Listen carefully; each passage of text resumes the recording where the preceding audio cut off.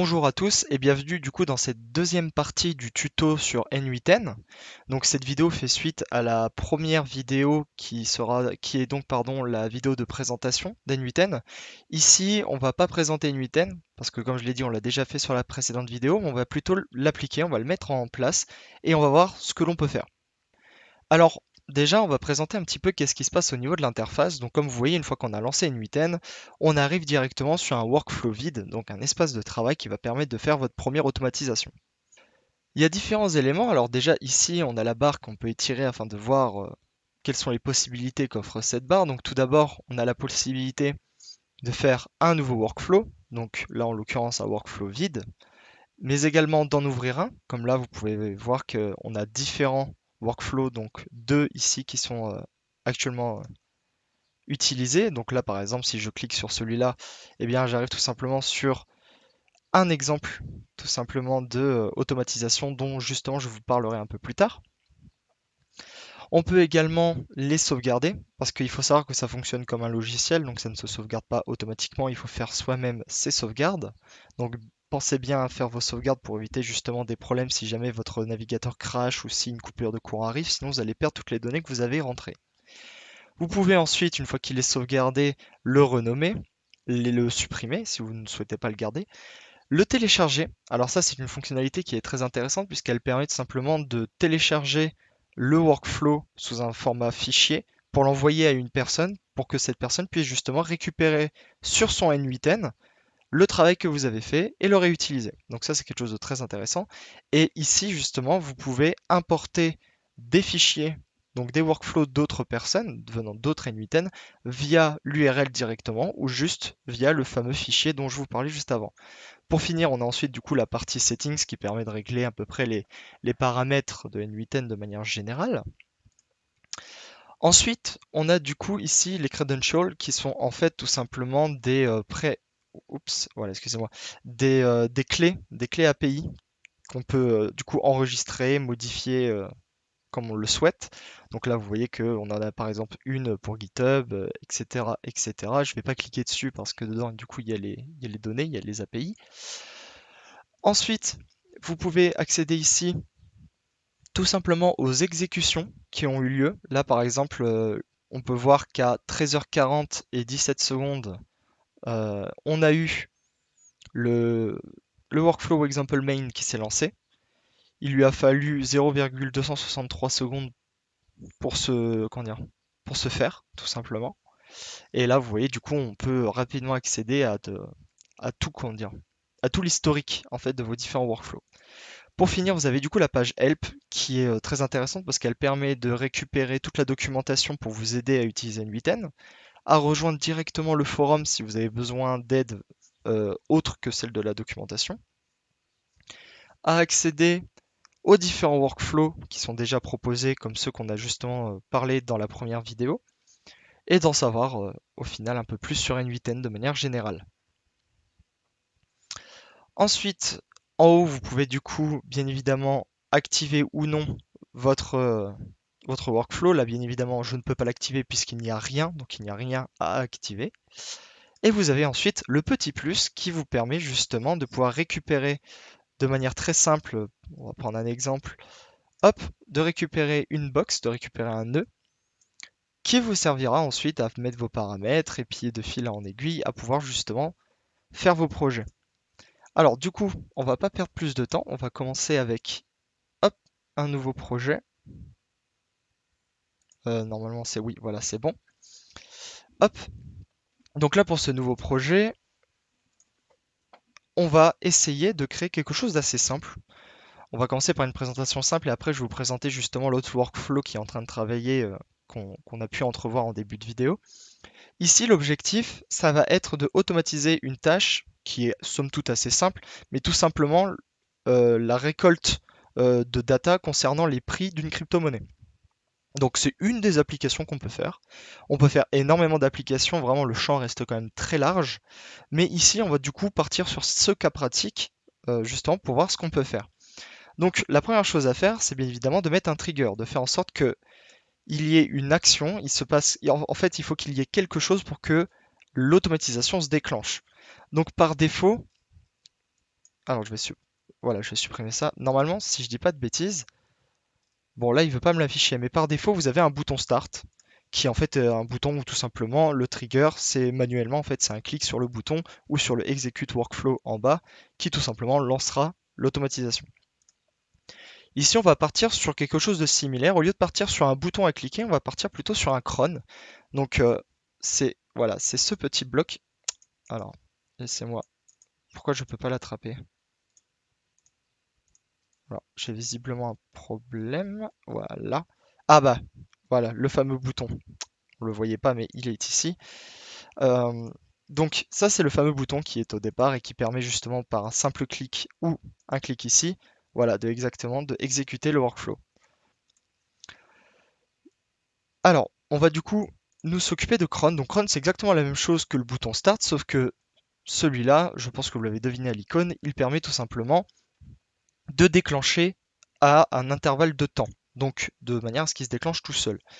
Ici, on va partir du principe qu'on voudrait qu'il se lance toutes les minutes. Voilà, je veux que mon cron se débloque toutes les minutes. Donc ici, comme vous pouvez voir sur l'interface, tous les nœuds fonctionnent comme ça. Donc vous avez en fait la page paramètres qui va vous servir à paramétrer votre nœud. Vous pouvez également cliquer ici sur les petits points d'interrogation qui apparaissent pour justement obtenir plus d'informations sur à quoi sert cet endroit. Vous pouvez également ajouter des expressions, enlever la valeur, ajouter d'autres cron-time. Ici, on n'a pas besoin, donc on va cliquer sur la poubelle pour le retirer. Vous pouvez également mettre des notes, changer la couleur si vous le souhaitez également de votre nœud sur l'interface. Vous pouvez donc faire pas mal de petits paramètres et vous pouvez donc également analyser le JSON et la table de manière très facile, juste en cliquant de l'un à l'autre. Donc ici, il n'y a pas beaucoup d'informations à voir. Vous voyez que pendant que j'ai parlé, l'exécution c'est du coup lancée, puisque c'est toutes les minutes. Et quand une action est lancée, on voit tout simplement le nombre de fois où elle s'est lancée grâce à cette valeur qui est ici, et qui permet de montrer que justement cela a bien fonctionné. Donc revenons à notre idée d'automatisation.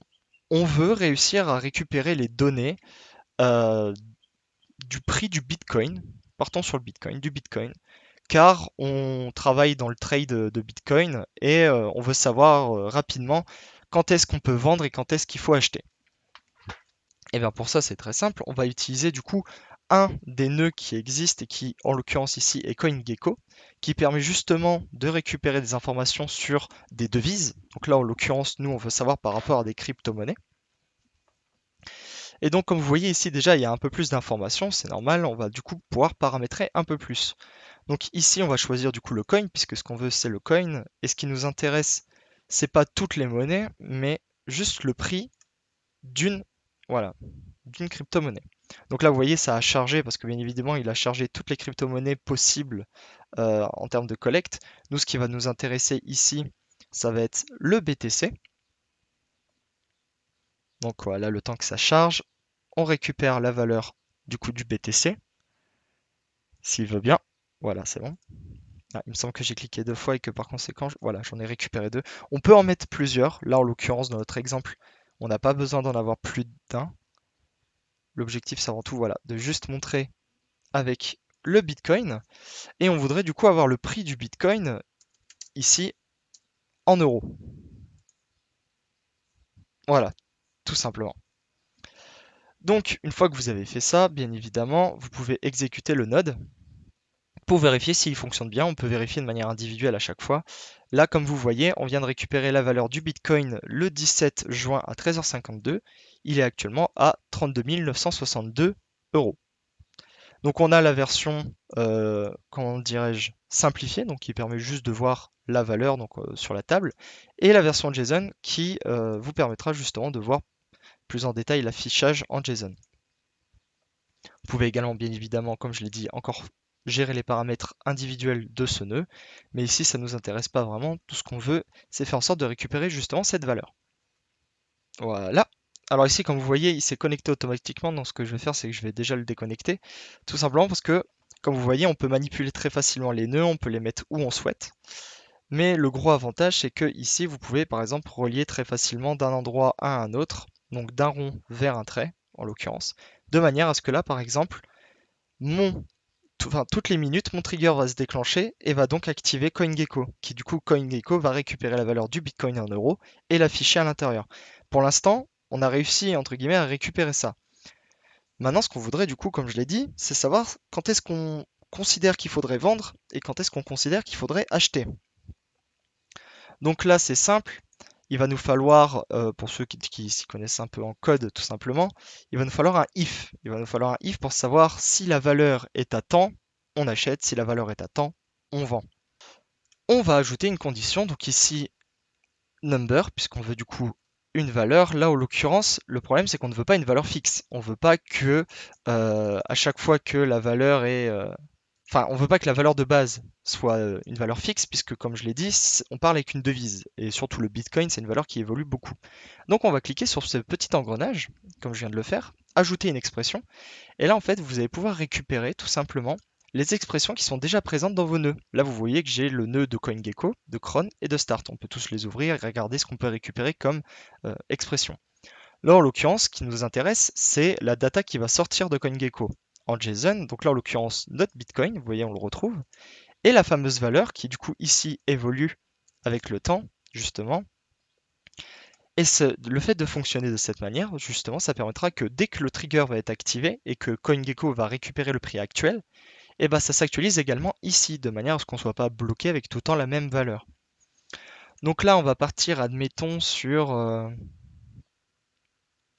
on va partir sur smaller equal. Donc ici, on veut du coup que si la valeur du Bitcoin actuel est plus petite ou égale à, je vais dire une bêtise, 31 000 euros, eh bien dans ces cas-là, je veux que on vende. Donc là pour l'instant, la seule chose que j'ai fait, c'est de faire un if. Donc c'est-à-dire que si cette condition est vraie, on va aller dans la catégorie vrai, et donc là c'est là qu'on va pouvoir s'amuser à faire quelque chose de sympa, et si jamais elle est fausse, et ben elle ira tout simplement dans la catégorie fausse. Donc pour cela, on aimerait du coup que on ait la valeur qui apparaisse quelque part et qu'on puisse du coup s'amuser à bidouiller un peu. Donc ici, ce qu'on va faire, c'est qu'on va vouloir récupérer en fait les données, donc les résultats de cette automatisation, sur un Airtable. Donc jusque-là, c'est rien de bien compliqué. Donc on prend le nœud Airtable, et c'est là que ça va se compliquer un peu plus, c'est qu'il faut du coup, pour la plupart des applications en tout cas, récupérer l'API. Donc récupérer l'API, moi en l'occurrence ici il est déjà fait, mais en fait vous pouvez tout simplement faire créer nouveau. Ici vous mettez le nom du coup de comment vous voulez l'appeler. Vous voyez que moi par exemple je l'ai appelé Airtable Enzo tout simplement. Donc vous tapez ce que vous voulez et ici vous mettez du coup la clé de votre Airtable. Sachant que du coup pour ceux qui ne connaissent pas, pour récupérer la clé de votre Airtable c'est très simple. Vous allez en fait sur votre page Airtable, vous allez sur compte. Et dans l'API, ici, vous cliquez tout simplement, bon moi ici, ça me demande de régénérer une clé, vous cliquez sur générer une clé API, et ici, vous avez juste à cliquer pour du coup récupérer votre clé. Donc moi je ne vais pas le faire justement comme je l'ai dit, puisque moi je l'ai déjà fait, et ensuite ici par exemple, vous pouvez autoriser ce nœud pour un trigger Airtable ou pour un Airtable tout court. Là en l'occurrence, nous c'est pas un trigger, c'est un Airtable. Donc une fois qu'il est sauvegardé, vous pouvez l'utiliser de cette manière.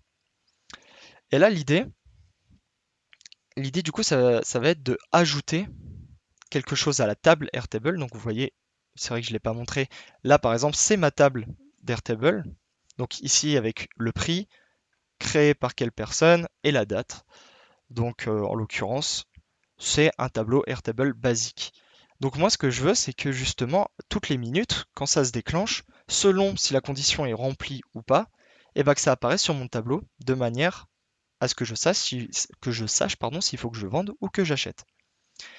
Ici, il va me falloir la base ID, donc c'est tout simplement l'identification de cette page, parce que là on a récupéré la clé API de votre compte, mais N8N, juste avec la clé API de votre compte, ne peut pas savoir où est-ce qu'il doit le mettre précisément. Donc pour cela, vous avez juste à cliquer en haut, et c'est très bien fait, en fait vous cliquez sur API Documentation, ça vous amène du coup sur cette page, et là vous voyez que du coup on a une clé qui apparaît ici en vert, The ID of this base is AP, K, MD, Q, 3, etc., etc. Donc là, vous avez juste à la copier. Aussi simple que ça. Et ici, vous mettez du coup sur quelle table en particulier, sur quel endroit en particulier parmi les différentes tables qu'il y a sur le board, vous voulez que ça apparaisse. Nous, ici, on veut que ça apparaisse sur la table des prix, puisque justement cela concerne les prix, donc on a juste à retaper le nom. On veut pas que ça s'ajoute sur toutes les colonnes, mais sur une en particulier, donc on va désactiver ça, ce qui va nous permettre d'ajouter un field. Et dans le field, nous, on veut que ça apparaisse dans prix. Donc on va écrire le même nom, price, et à partir de là, on est bon. Donc on peut fermer ça. Et là, vous voyez qu'il s'est mis du coup sur la condition false. Là, nous, en l'occurrence, on est parti du principe que... hop, voilà. On est parti sur la condition que, ici, si le Bitcoin... je me suis trompé d'endroit, mince, excusez-moi.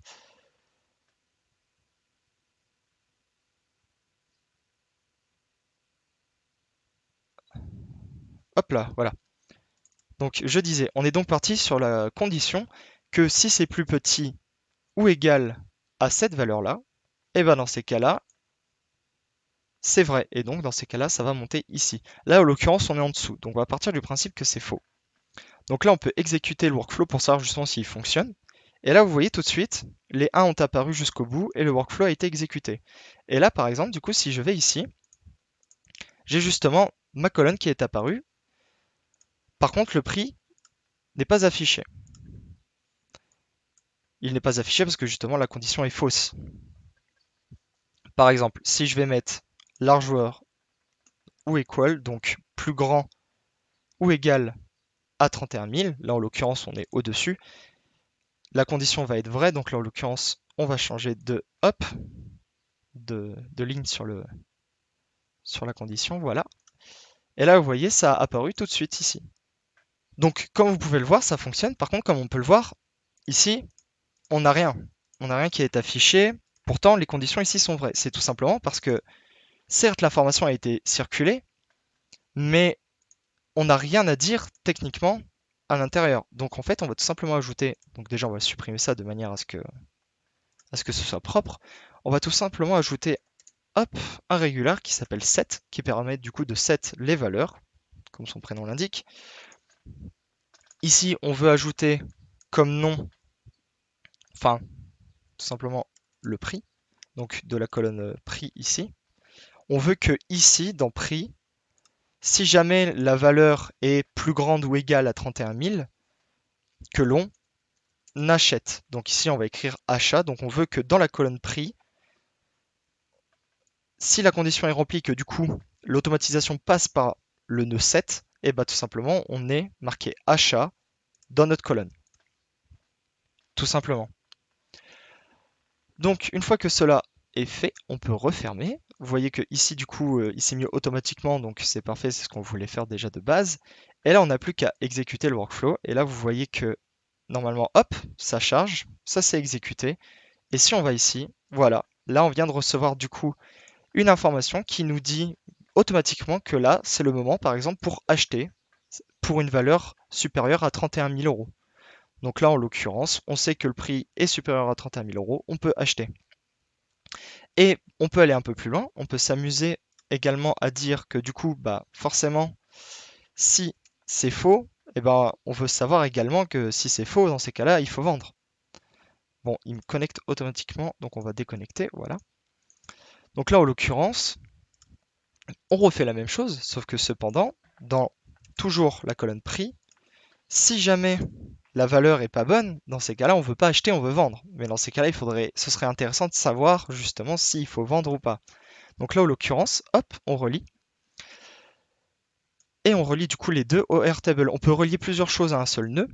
Et du coup, ce qui est intéressant avec ça, c'est que du coup, là, quand je vais lancer mon workflow, et bien là, en l'occurrence, la valeur est toujours bonne parce que actuellement, la valeur du Bitcoin, si je regarde, vous voyez, elle est à 32 878. Donc c'est toujours au-dessus de 31 000. Et donc par conséquent, la condition est toujours bonne. Et donc on est toujours sur de l'achat. Donc ça, c'est un exemple d'automatisation. Et ça marche très bien dans les deux sens. Là, par exemple, ça fluctue pas assez vite pour qu'on puisse justement voir l'autre exemple. Donc on va juste faire que là, cette fois-ci, on veut acheter si c'est plus petit ou égal à 31 000. Comme ça, la condition sera forcément fausse. Et vous voyez que là, si on exécute le workflow, et bien là, tout de suite, on se rend compte que là, non, il faut vendre. Parce que la condition n'est pas remplie. Et du coup, on peut savoir automatiquement s'il faut acheter ou vendre selon les valeurs qu'on a mis dans notre automatisation. Donc ensuite, on peut faire du coup save as. Ici, on va écrire par exemple, hop, on va écrire achat, vente, Bitcoin, tout simplement, on va l'appeler comme ça. Et là, une fois qu'il est sauvegardé, vous pouvez très bien le lancer. Hop, activate and save. Et là, ça y est, mon automatisation est finie, c'est automatique.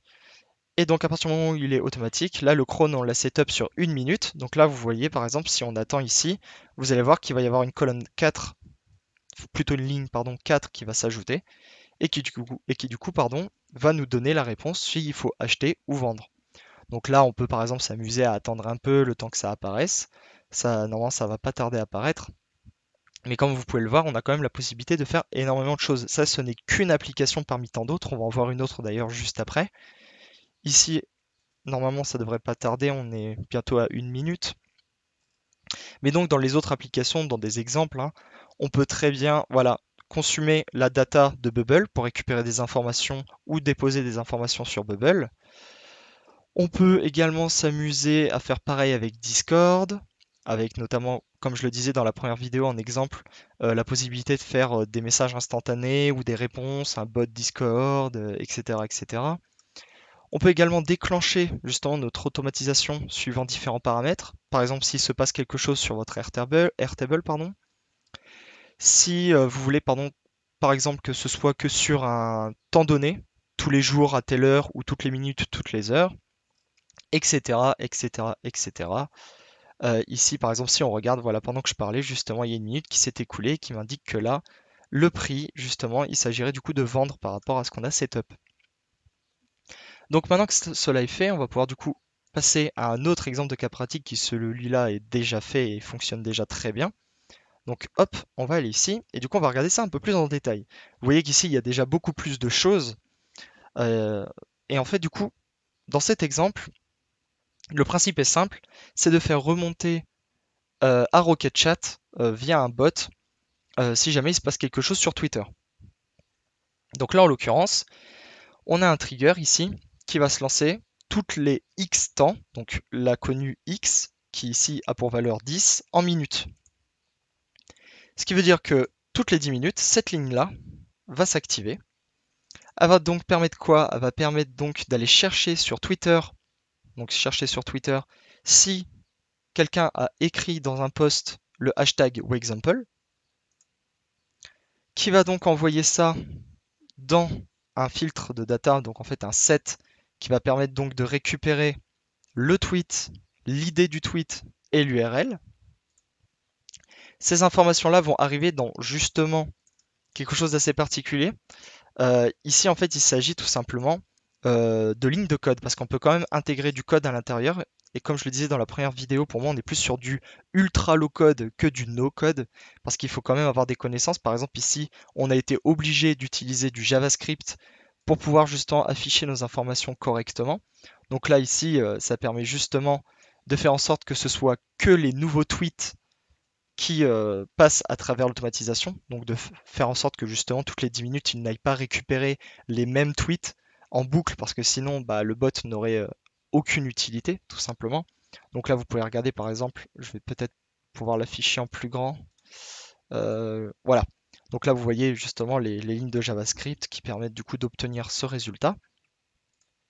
Et une fois que cela est fait, tout simplement dans le Rocket Chat, on va demander du coup à ce que le N8N écrit dans le chat, donc poste un message dans le chat, dans le channel en particulier qui s'appelle Freestyle, tweet, point d'exclamation, et ici du coup la valeur, en fait, tout simplement. Donc le texte, les données qu'on a récupérées ici, dans cette.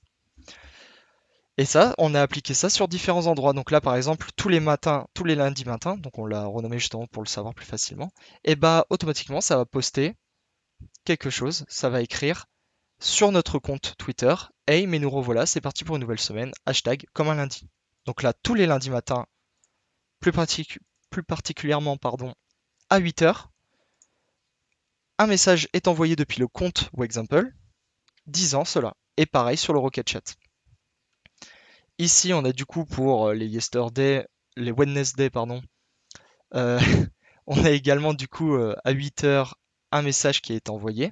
Donc ici sur le Rocket Chat qui concerne du coup les ateliers, et etc. etc. Et du coup, la dernière chose que je voulais vous montrer, c'est du coup par rapport à ça. Ici, vous voyez qu'on n'a pas démarré avec un trigger classique, on a démarré avec un webhook.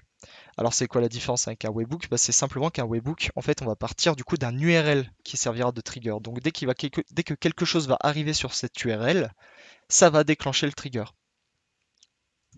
Donc là, en l'occurrence, ça permet de pouvoir publier, en fait, depuis Twitter, un tweet en prenant en compte ici, vous voyez, une autorisation parmi certaines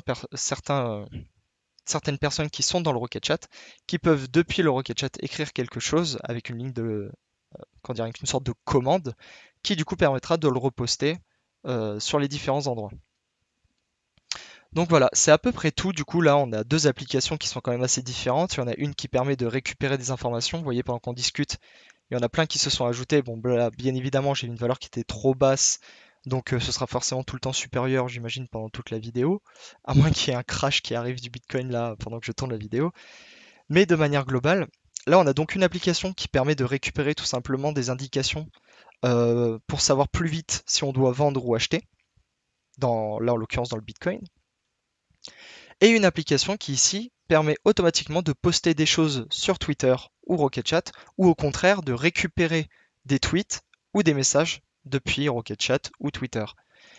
Donc c'est deux applications qui fonctionnent super bien. Ici, vous voyez justement, on a les credentials. C'est vrai que du coup, j'y suis pas retourné, mais là, vous voyez justement l'API de mon Airtable dont j'ai parlé quand on s'occupait du coup d'Airtable. Et là, dans les executions, vous voyez que achat-vente BTC est en lancement là, et du coup, il tourne comme les autres, tout simplement. Donc voilà, j'espère que du coup cette vidéo vous aura plu et vous a permis du coup de comprendre quels étaient les enjeux derrière N8N, quelles étaient les possibilités, qu'est-ce qu'on pouvait faire. Sachez que N8N est très bien fourni en termes de documentation. Je me répète, mais si jamais vous avez des questions, si jamais vous avez des recherches à faire pour N8N, n'hésitez pas à regarder dans la documentation ou même sur le forum. Mais également, pourquoi pas, à nous envoyer un message en commentaire. On pourra du coup tâcher d'y répondre si jamais nous avons les réponses à vos questions. Et je vous laisse du coup. Merci à vous d'avoir regardé.